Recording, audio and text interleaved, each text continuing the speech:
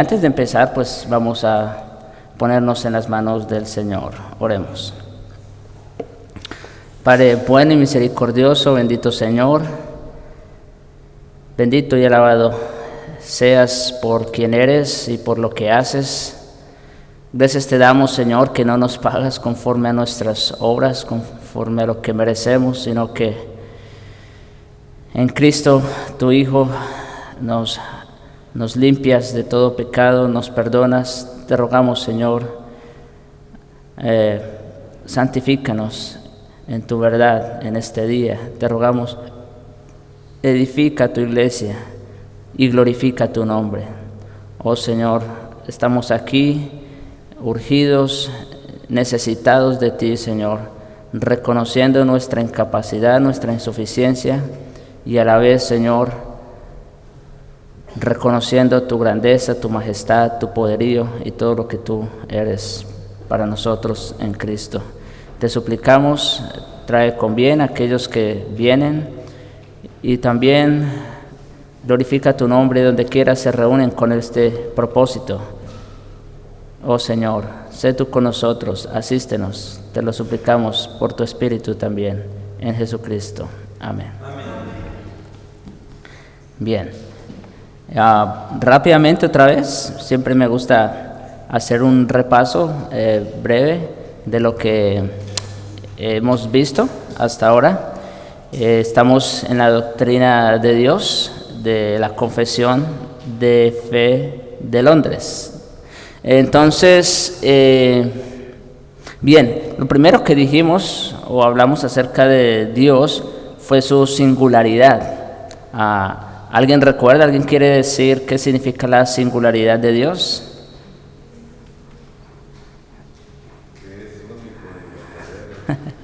Exacto. Ahí les dejé la copia. Pregunta con respuesta. Sí. La singularidad de Dios significa eso, que nuestro Dios es el Dios único, vivo y verdadero, no hay otro como Él, ¿verdad? Muy bien. Luego hablamos de la aceidad de Dios. ¿Qué recuerdan que dijimos de la aceidad de Dios?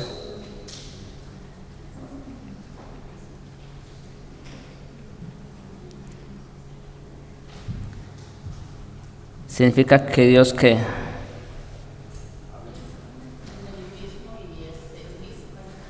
Sí, es decir, que Dios es autoexistente y autosuficiente. Acuérdense de esas dos palabras. Siempre que hablemos de la aceidad de Dios, hay dos palabras, de pronto voy a ponerlas luego para que se acuerden. Dos palabras claves allí, y es que Dios es autoexistente y autosuficiente, es decir, no depende ni necesita de nada ni de nadie para ser y existir, ¿verdad? Muy bien. ¿Qué más dijimos? Bueno, ahora hablamos de la incomprensibilidad. Y la pregunta clave aquí es, ¿puede ser Dios conocido? Sí, sí puede ser conocido. Ahora, ¿puede ser comprendido en su totalidad? No, no puede ser comprendido. Muy bien. Bueno, cuando hablamos de la espiritualidad, ¿recuerdan? Fue la última vez. ¿Qué es un espíritu? Como dice ahí. Un espíritu, bueno, Dios es espíritu ¿qué? Purísimo. ¿Y qué significa eso? ¿Recuerdan? Bueno, por un lado eso, y por otro, sin mezcla. Acuérdense, eso significa la palabra puro, sin mezcla. ¿Se acuerdan que hablamos de sustancias, no? Una sustancia pura y una sustancia compuesta. Dios es un espíritu puro. Nosotros sí, en cierta manera, somos compuestos porque somos, conforme Dios nos creó, somos alma y cuerpo. Estamos compuestos de esas dos sustancias. Dios es espíritu purísimo, sin mezcla. Y ahí hicimos unas aclaraciones cuando hablamos de la espiritualidad de Dios. La primera de ellas fue que aunque Dios es espíritu, y vimos los textos claramente, ¿qué dijimos? Porque Cristo también es Dios, ¿no es cierto? ¿Cristo es qué? La imagen del Dios invisible, ¿sí? Aunque Dios es espíritu, Cristo, quien es Dios, es la imagen. A Dios nadie lo ha visto jamás, dijo el evangelista. El unigénito Hijo que está en el seno del Padre, Él le ha dado a conocer, ¿verdad? Entonces, aunque Dios es espíritu purísimo, nosotros creemos y entendemos que la segunda persona de la Trinidad es Dios, o más bien, es espíritu y es cuerpo. A partir del momento que se encarnó, por supuesto, ¿no? A partir de la encarnación, Jesucristo viene a ser hombre y viene a ser Dios espíritu. Bien, y otra aclaración que hicimos allí fue que Dios no tiene pasiones semejantes a las nuestras, ¿no es cierto?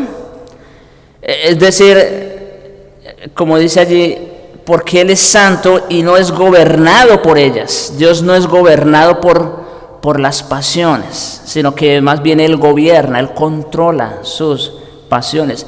Entonces, cuando hablamos de que Dios es espíritu sin cuerpo, miembros o pasiones, no estamos diciendo que Dios es absolutamente impasible o que no tenga ningún sentimiento, pues eso no puede ser. Dios también es un ser personal, ¿no? Entonces, lo que quiere decir es que sus pasiones no son como las nuestras. Cuando Dios se aira, ¿verdad? Porque, por ejemplo, la Biblia enseña que Dios está airado contra el impío todos los días. Ahora, por un lado, su enojo no es algo descontrolado, ¿verdad? Algo que Él pierda el control, por un lado. Y por otro lado, su ira es una ira que corresponde a su carácter santo. Es decir, Dios no se aira, vamos a decir, caprichosamente o arbitrariamente, ¿no? La ira de Dios es con justa causa, en otras palabras, con justa causa. Y pues eso tenemos que aclararlo, por supuesto, también. Bien, hasta aquí. No sé si tienen alguna pregunta o comentario antes de avanzar con el tema de hoy, del repaso que hemos dado. ¿Está bien? ¿Todo? Ok. Entonces, el día de hoy, con la ayuda del Señor, vamos a hablar de otro de sus atributos, y es su inmutabilidad. La inmutabilidad de Dios. Yo creo que aquí la mayoría saben qué significa ese término ya, ¿no? Pero en resumen o en breve, nosotros entendemos por inmutabilidad que Dios es el mismo siempre, ¿sí? Es el mismo siempre y no está sujeto a cambios en su ser, atributos, planes y decretos, ¿sí? Eso significa la inmutabilidad de Dios. Dios es el mismo siempre, no cambia, no varía un solo grado, y aparte no está sujeto a cambios. No está sujeto a cambios ni en su ser, ni en sus atributos, ni en sus planes, ni en sus decretos. Ahora, esa palabra decretos también pudiera incluir amenazas, ¿sí? Cuando Dios hace una advertencia, pues no va a cambiar, ¿no es cierto? Esa sentencia o esa advertencia va. Entonces, eso en pocas palabras o en resumidas cuentas, lo que significa la inmutabilidad de Dios, ¿verdad? Su definición. Por supuesto, aquí hay varios textos que vamos a revisar y luego, en la siguiente diapositiva, vamos también a hacer algunas aclaraciones, porque también este tema tiene un poquito de controversia en torno al hecho de que si Dios es el mismo, no cambia, entonces ¿por qué vemos en algunos textos que Él se arrepiente, por ejemplo, ¿no? Parece que cambia de planes, en fin.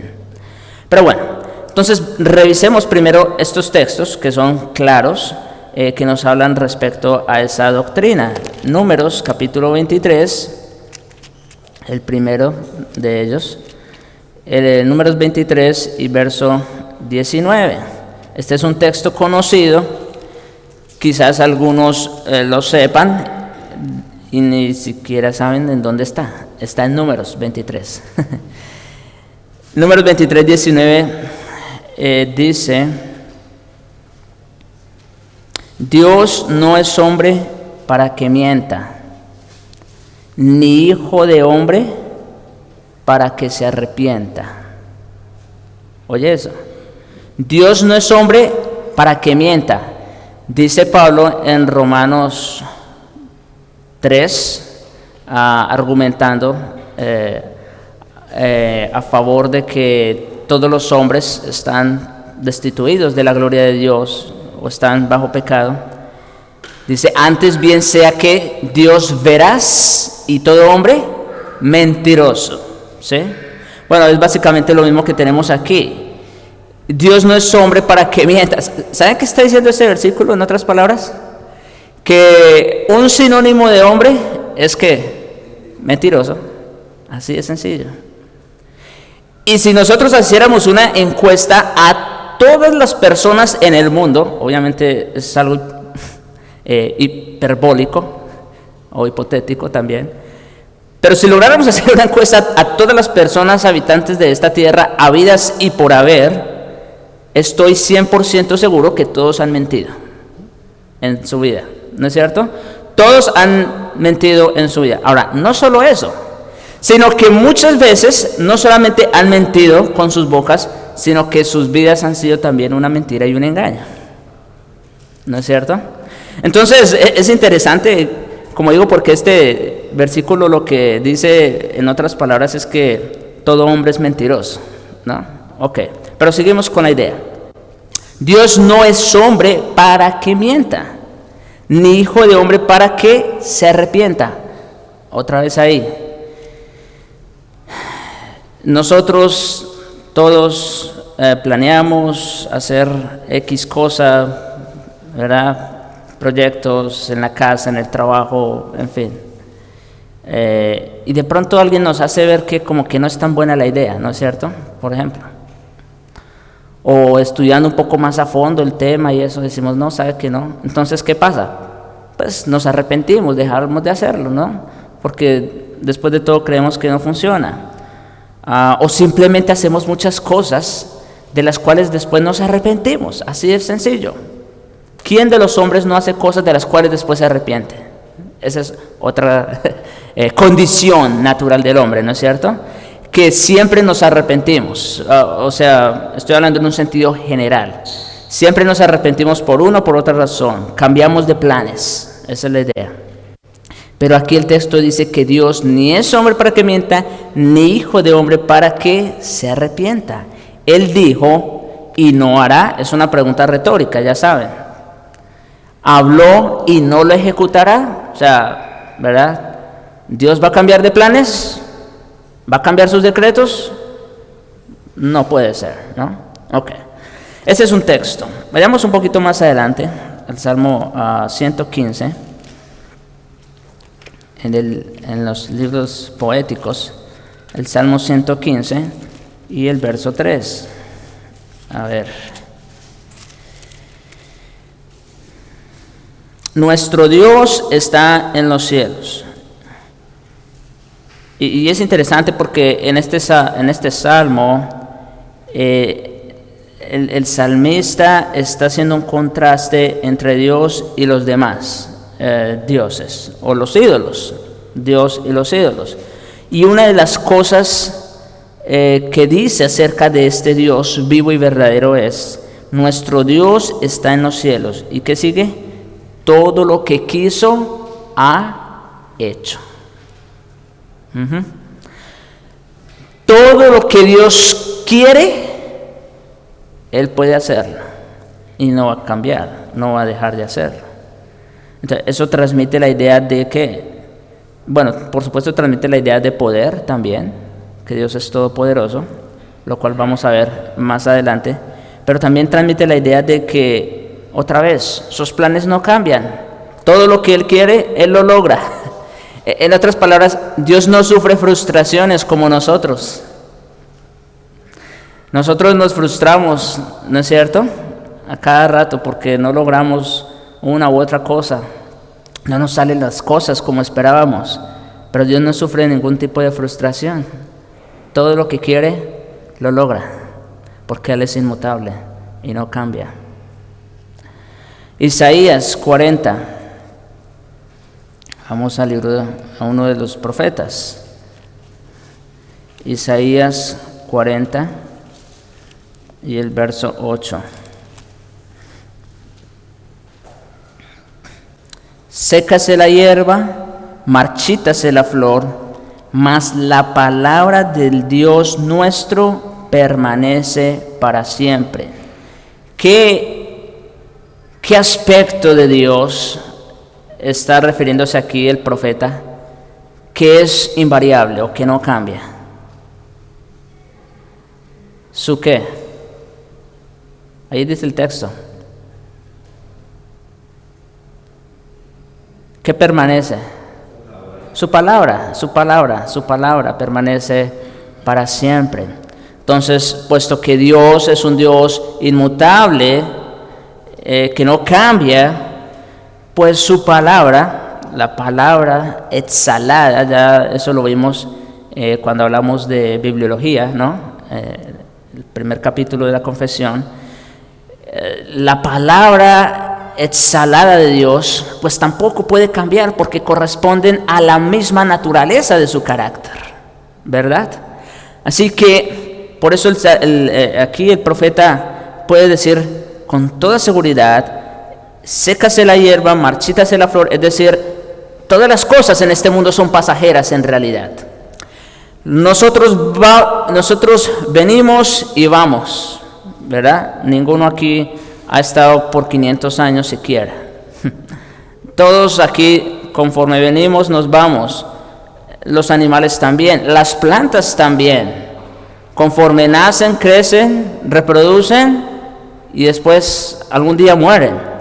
Aunque los árboles duren 400, 500 años, algunos, pero como quiera, son pasajeros. En fin, pero lo único que permanece intacto, inamovible, es la palabra de Dios. ¿Por qué? Porque proviene, como digo, del corazón, de la esencia misma de Dios, y por lo tanto no puede cambiar. Así que su palabra es inmutable. Pero veamos más, en Malaquías, terminando el Antiguo Testamento, el capítulo 3 y el verso 6. Porque yo, Jehová, no cambio. ¿Alguna pregunta en cuanto a si Dios cambia? Porque yo, Jehová, no cambio. Por esto, hijos de Jacob, no habéis sido consumidos. Es decir, porque Dios es inmutable, su plan de salvar a su pueblo también es inmutable. ¿Sí? Estamos hablando de que Dios es inmutable en su ser, sus atributos, sus planes, y el plan más grande y maravilloso de Dios para nosotros, ¿cuál es? Su salvación. Y por lo tanto, esta tampoco puede cambiar. Si Dios ha decidido salvarnos, nada ni nadie puede cambiar eso. Qué seguridad, ¿no? Bueno, ya nosotros hablamos de la seguridad de salvación en Romanos 8, bastante, yo creo. Y si le sumamos a Romanos 8 la inmutabilidad de Dios, bueno, imagínense lo que tenemos ahí. No puede cambiar. Dice, porque yo, Jehová, no cambio, por esto, hijos de Jacob, no habéis sido consumidos. Wow, qué seguridad. Santiago, vamos al Nuevo Testamento. a las epístolas. Santiago capítulo 1, verso 17. Toda buena dádiva y todo don perfecto desciende de lo alto, ¿verdad? ¿Cuál ha sido la más grande de las dádivas o de los dones?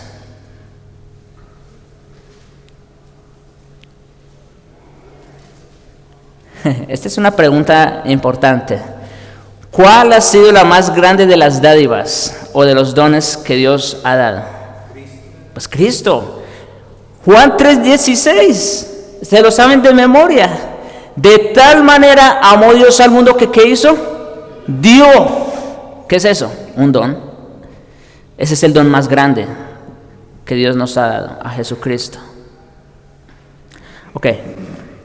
Toda buena dádiva y todo don perfecto, por supuesto incluyendo a Jesucristo. Miren cómo dice, ¿de dónde viene? Cristo lo dijo, yo no vengo por mi cuenta, ¿no? Desciende de lo alto, del Padre de las luces, y aquí viene nuestro punto, en el cual no hay mudanza ni sombra de variación. Es decir, no cambia, es inmutable, permanece el mismo por siempre y para siempre. De ahí viene nuestro Señor Jesucristo, de este Dios que es invariable, que es inmutable. Ahora, avancemos un poquito a Hebreos, capítulo 6. Hay varios textos en Hebreos, yo solamente traje 2, pero como digo, hay muchos más. Pero en Hebreos capítulo 6, por ejemplo,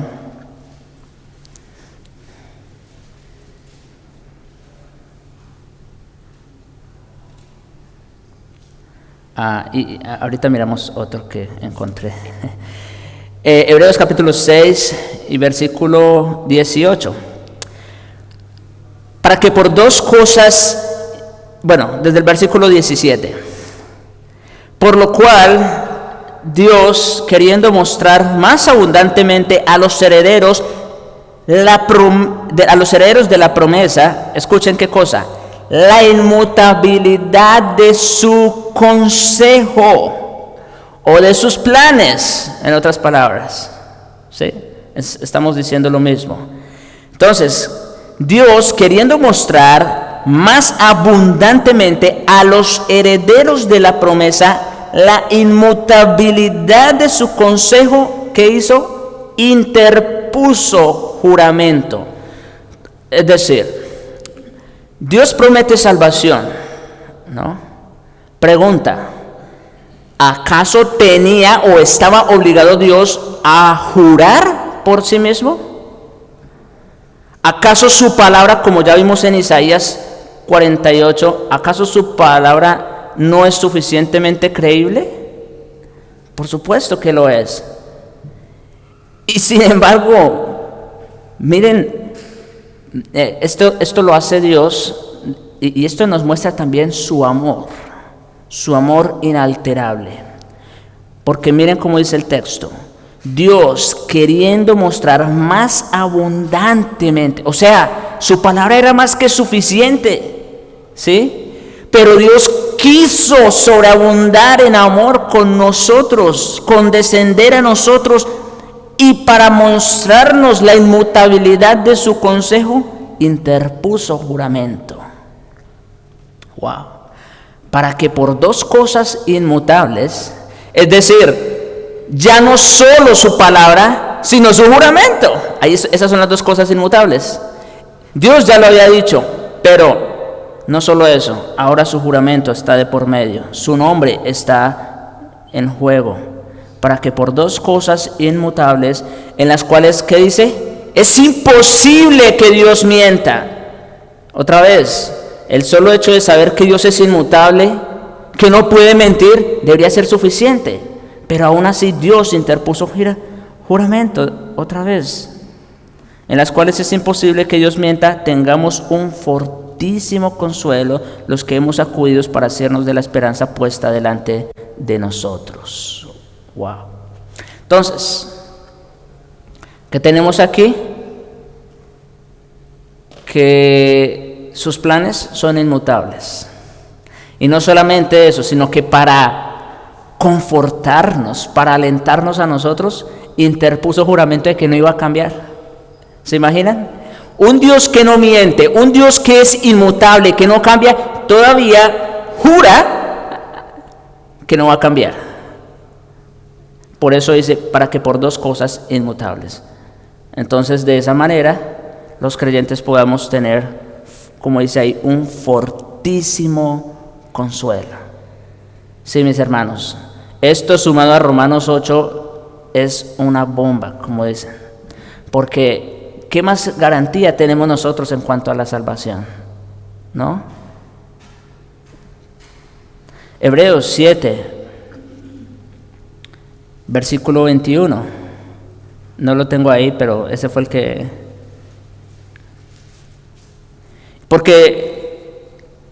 Porque los otros ciertamente sin juramento fueron hechos sacerdotes, refiriéndose a los levitas, ¿sí? Y dice que ellos sin juramento fueron hechos sacerdotes, por naturaleza, vamos a decir, o por descendencia mejor. Los hijos de Aarón iban a ser los sacerdotes, ¿no es cierto? Así lo planeó el Señor y así fue. Pero mire cómo dice, pero refiriéndose a Cristo, con el juramento del que le dijo, mire cómo dice, juró el Señor, ¿y qué? Y no se arrepentirá. Otra vez, hay allí un juramento del cual no se puede arrepentir o del cual no puede cambiar. Tú eres sacerdote para siempre, según el orden de Melquisedec. Entonces, tenemos también que el sacerdocio de Cristo es ¿qué? Inmutable. Wow. Tenemos un sumo sacerdote que ya hizo lo más grande, su sacrificio por nosotros, y que sigue en los cielos intercediendo por nosotros, y que tenemos la seguridad y la garantía de que nunca va a cambiar, porque su sacerdocio también es inmutable. Esto de verdad, hermanos, nos debe dar, como dice el autor, fortísimo consuelo. Fortísimo consuelo. Juró el Señor y no se arrepentirá. Y Hebreos 13, versículo 8. Este también es un texto que todos deben saber de memoria. Jesucristo es el mismo ayer, hoy y por los siglos. Esa sería la conclusión, ¿no? De lo que es la inmutabilidad de Dios. Por supuesto, Cristo es Dios. Jesucristo es el mismo, y eso es lo que indica allí su inmutabilidad. Es el mismo ¿cuándo? Ayer, hoy. Ayer se refiere a todo el pasado, hoy al presente y por los siglos al futuro, o sea, siempre ha sido el mismo. Bien, mis hermanos, no sé si tienen alguna pregunta aquí o algún comentario aquí en esto. Uh-huh.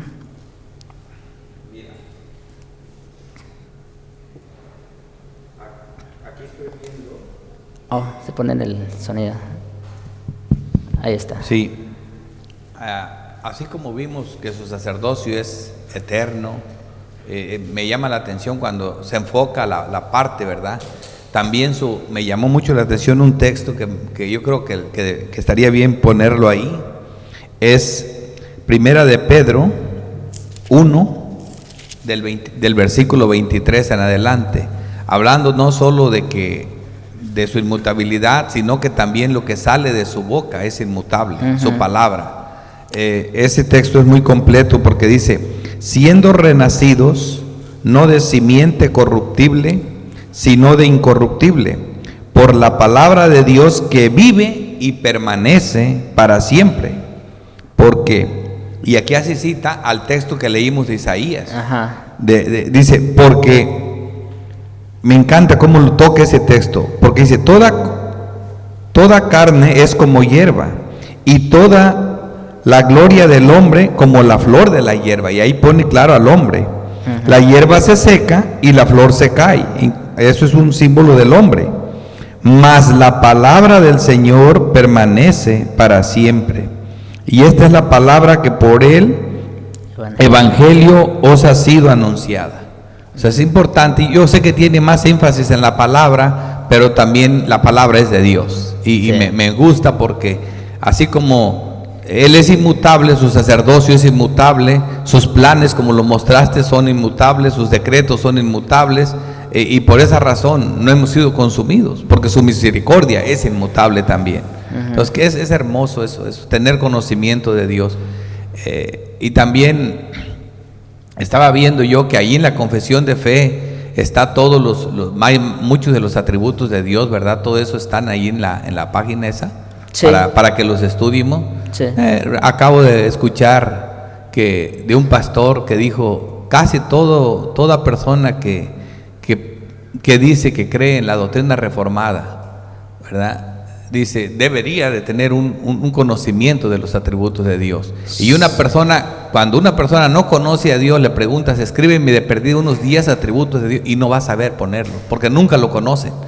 Pero la gente que sabe a qué Dios adora tiene un conocimiento, y creo que esto nos sirva, porque el hermano Jonathan ha estado hablando mucho de eso, y tú también. Entonces creo que deberíamos todos de interesarnos y hacernos una listita por ahí por eso preguntaba yo sin malicia de que cuántos eran, o sea, yo sé que nunca vamos a completarlos, pero sí tener la capacidad de conocer los más importantes, sus atributos. Claro que sí. Y que los tengamos ahí en una lista, porque eso nos define como iglesia, eso nos sabemos a qué Dios adoramos. Correcto.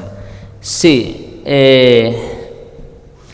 la confesión lleva un orden, pienso que a propósito, es sistemático, en ese sentido, es sistemático. Y noten, nosotros primero, o más bien la confesión lo primero que hace es sentar las bases, en dónde está fundada nuestra fe, ¿no es cierto? Nuestra creencia, nuestra doctrina, ¿verdad? Ya hablamos de eso. Y luego la primera de las doctrinas que sale a relucir en la palabra de Dios, ¿cuál es? Pues la doctrina de Dios mismo. ¿Y por qué? Muy fácil. Porque la palabra de Dios, como su nombre lo indica, es aquello que Dios ha revelado de sí. ¿Sí? Eso es lo primero. Claro, ahí puedo completar más la frase. Pero lo primero que todo es que la Biblia revela quién es Dios. Cuando abrimos la palabra de Dios, ¿de quién habla la Biblia? Pues de Él, porque Él ha decidido revelarse a sí mismo, al hombre. Entonces, es verdad que nosotros como creyentes, como bautistas reformados, que decimos ser, debemos tener muy clara la doctrina de Dios. Esto es base, esto es fundamental. Esto no es periférico en ningún sentido, porque si no conocemos a este Dios, entonces quizás estemos adorando a otro Dios. ¿No les parece? Sí. Entonces, esto de la doctrina de Dios, de los atributos de Dios, es sumamente relevante, mis hermanos.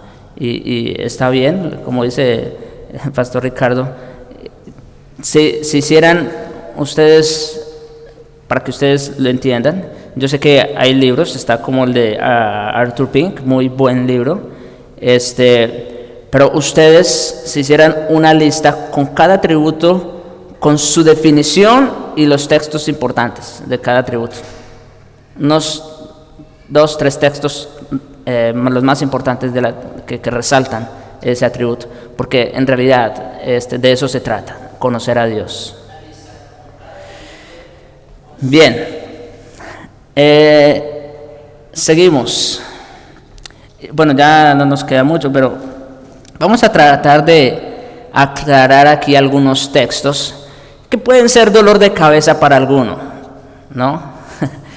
Entonces, ya dijimos que Dios no cambia, que es invariable, que sus planes, sus decretos, sus amenazas, todo, que es inmutable, ¿no es cierto? Yo creo que eso quedó claro.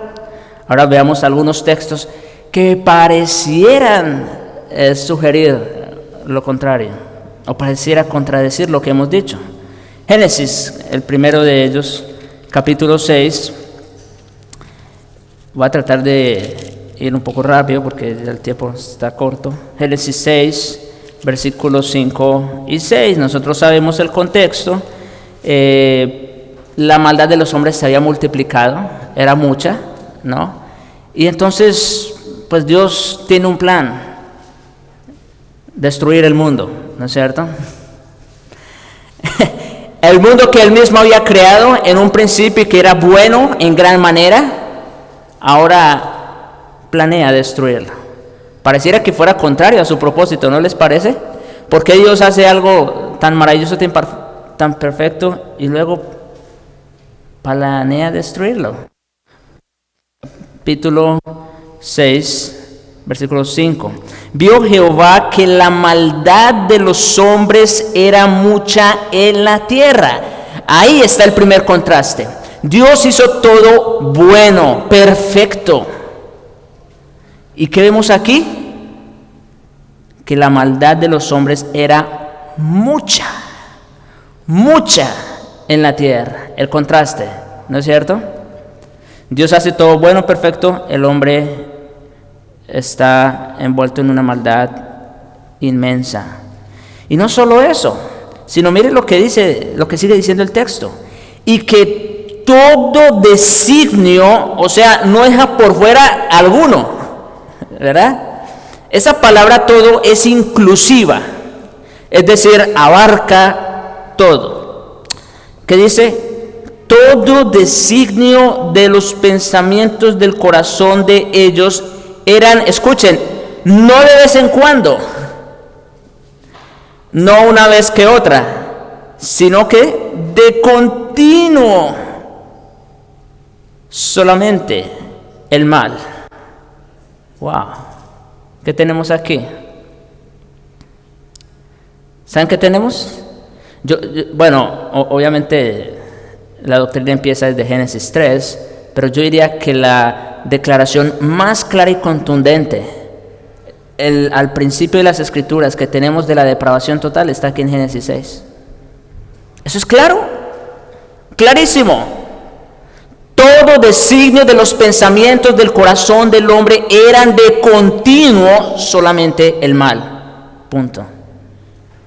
¿Qué hay de bueno en el hombre ahí? ¿Verdad? No hay lugar para eso. Ok.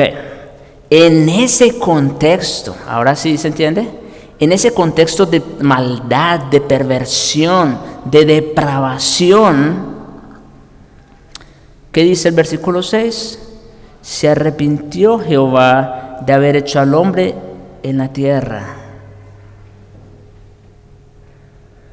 Ok, pregunta, ¿el pecado tomó por sorpresa a Dios?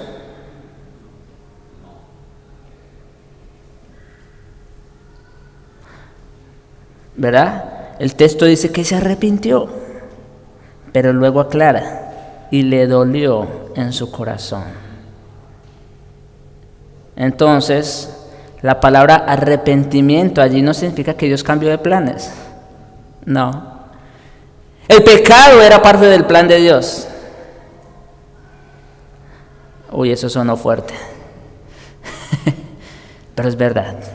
El pecado hacía parte del plan de Dios. Ahora, no que Dios sea autor del pecado, ni que Dios hubiese mandado a pecar. Dios no mandó a Adán y Eva que pecaran, ¿no es verdad? No, Dios no los mandó a pecar. Ellos pecaron por su cuenta, ¿no? Fueron tentados y cayeron. Y de ahí en adelante, pues todos venimos con esa predisposición natural, vamos a decir. Entonces, Lo que quiere decir aquí la palabra arrepentimiento, como dije, no es que Dios cambió de planes, sino que le pesó en su corazón, le dolió. Le dolió que toda esa hermosa, preciosa, bella creación, perfecta como la había hecho, ahora estuviera tan corrompida por causa del pecado y la maldad del hombre. Eso es lo que significa el texto o la palabra arrepentimiento allí. Que Dios le pesó, le dolió en su corazón. Bien, vamos a ir a otro más. Yo creo que solamente vamos a ver uno o dos más porque no tenemos más tiempo. Éxodo capítulo 32. El contexto allí es: Moisés se va, tarda 40 días, Israel se desespera porque cree que Moisés pues ya no vuelve, ¿no? Y entonces le dice a Aarón: oye, este Moisés pues no volvió y pues ahora no hay quien nos hable de parte de Dios, pues resuélvanos este asunto. ¿Y cuál fue la maravillosa idea de Aarón? Sí, ya saben, ¿no? Y no solo eso, sino que como que por arte de magia salió el becerro, ¿no? Eso fue lo que le dijeron a Moisés, pero nosotros sabemos que no fue así. En fin, pero miren, vayamos al versículo 7 de Éxodo 32. Obviamente Dios ya sabía lo que estaba pasando y le dice a Moisés: anda, desciende. Y mira cómo se dirige Dios a Moisés: porque tu pueblo, escuchen, ya no es mi pueblo. ¿Ven cómo está hablando Dios? Cuando Dios llama a Moisés en Éxodo 3 y 4, Dios le dice: ve y di a mi pueblo. Allá habla de mi pueblo y aquí habla de tu pueblo. Pareciera que ya no es el pueblo de Dios. ¿Sí se dan cuenta? Dice: ve y di, o porque tu pueblo, más bien dice allí, porque tu pueblo que sacaste de la tierra de Egipto se ha corrompido. ¿Quién sacó a Israel de Egipto? ¿No fue Dios? Con todos estos portentosos milagros que hizo y abriendo el mar rojo y todo lo que sucedió.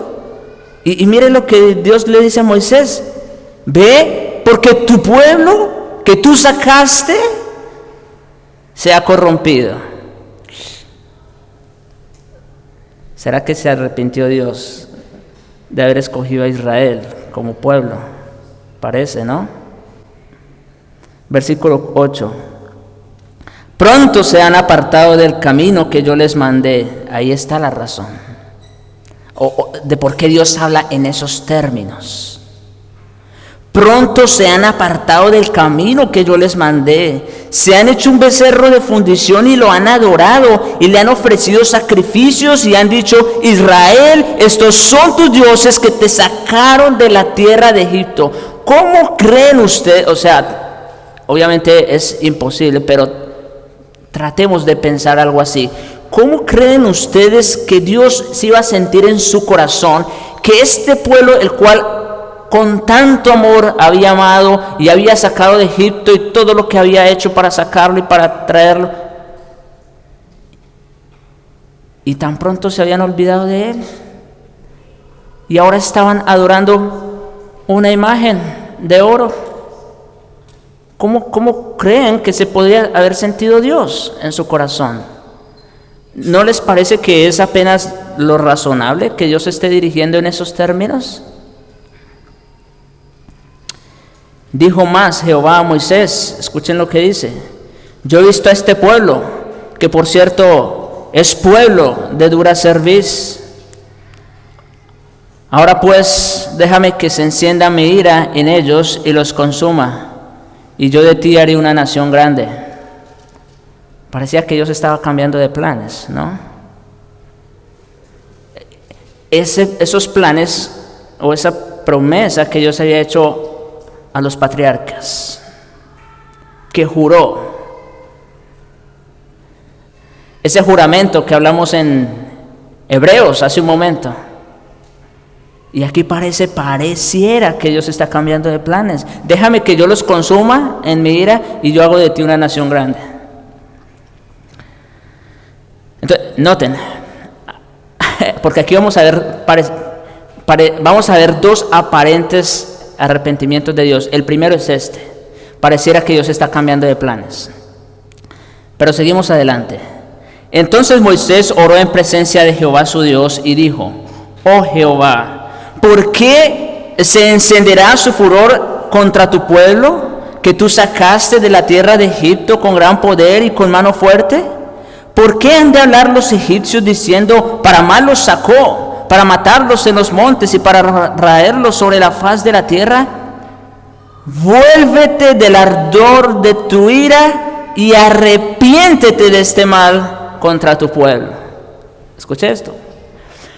Primero parecía que Dios había cambiado de planes, porque había determinado acabar con Israel, ¿cierto? Y no solo eso, ahora Moisés le propone que se arrepienta del mal que le había propuesto hacer.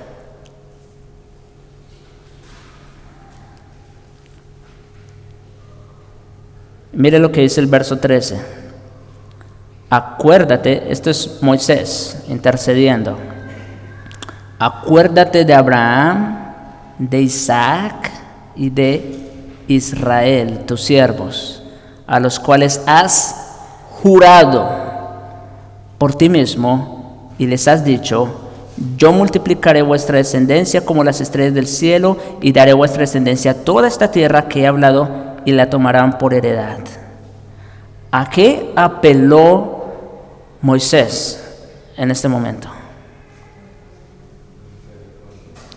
Sí, con su misericordia, pero de manera puntual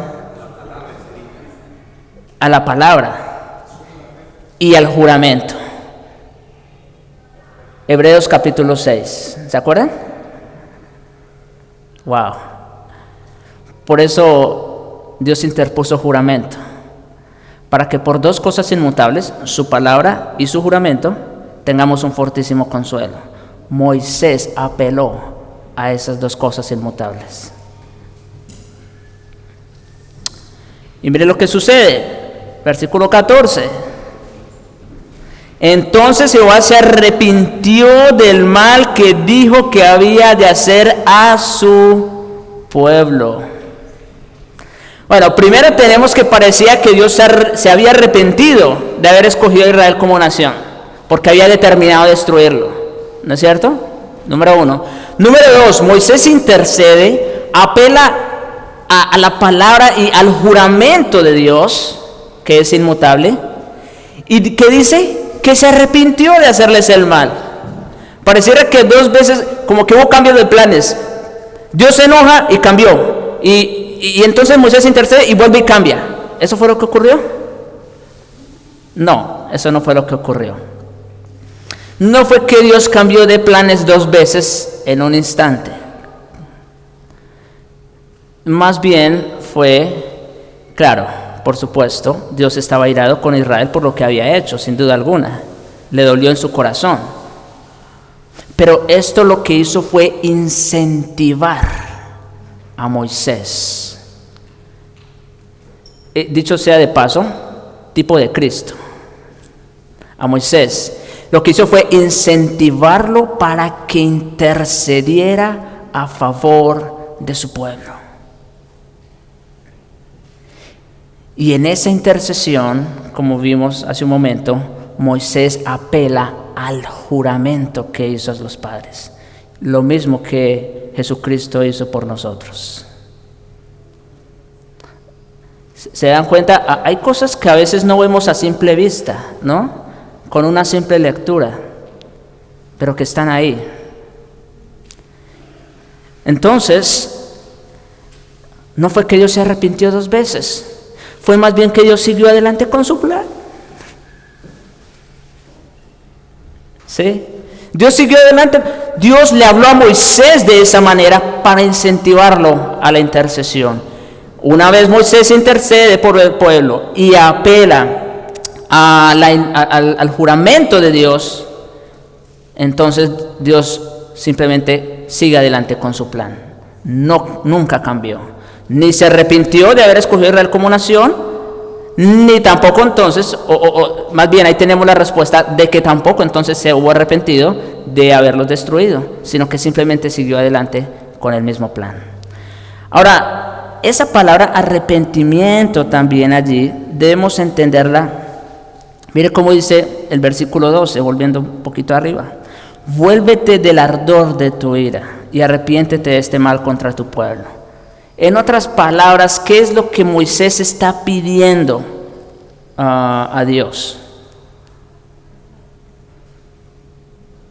Una palabra. Moisés está pidiéndole al Señor misericordia y que perdone. El texto de Números 14, ya no vamos a ir allá por causa del tiempo, es algo parecido. Pareciera que Dios hubiese determinado acabar con todos. Moisés otra vez intercede y allí el término que usa es perdona, por arrepentirse. Entonces, en otras palabras, lo que tenemos aquí en la oración de Moisés es una oración pidiendo que perdone, que perdonara el pecado de su pueblo. Ahora, vuelvo y hago la pregunta, ¿cambió Dios de planes en algún momento? No, Él siguió con su plan adelante. Israel siguió siendo su pueblo, ¿no es cierto? Lo único que sucedió allí fue que Dios le habló a Moisés así de tajante para incentivarlo a una intercesión que iba a apelar al juramento que él había hecho a sus padres, y que por lo tanto su plan iba a seguir adelante, mas nunca se arrepintió. ¿Se dan cuenta cómo entendemos ahora el texto? Ya no tenemos ningún problema con creer que Dios entonces se arrepiente o que Dios pues cambia. No, Dios nunca cambió. Dios siempre siguió con su plan adelante en todo lo que hizo. Bien, hermanos, vamos a dejar ahí porque ya ahora sí el tiempo nos ha alcanzado. No sé si tengan alguna pregunta, algún comentario. Yo creo que aquí este tema sí se presta un poquito de pronto para alguna pregunta o inquietud que tengan. Así que si lo tienen, por favor, háganlo.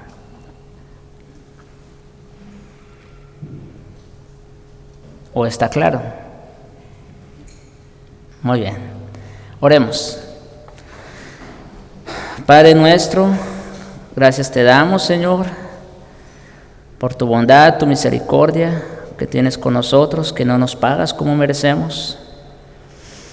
Pero gracias te damos en esta mañana, Señor, por Jesucristo, quien diste para nosotros, y por su sacerdocio que es inmutable, Señor. Gracias te damos, oh Dios, porque aquello que tú has decidido hacer no va a cambiar, no va a dejar de ser. Gracias te damos, Señor, por esa salvación tan grande. Y te rogamos, Señor, que igual que Moisés, nosotros podamos continuamente apelar a tu palabra y a tu juramento que hiciste, para que nosotros podamos ser consolados y confortados con estas verdades. Ayúdanos, Señor, a conocerte cada día mejor, a amarte cada día más y a adorarte por quien tú eres. En Jesucristo. Amén.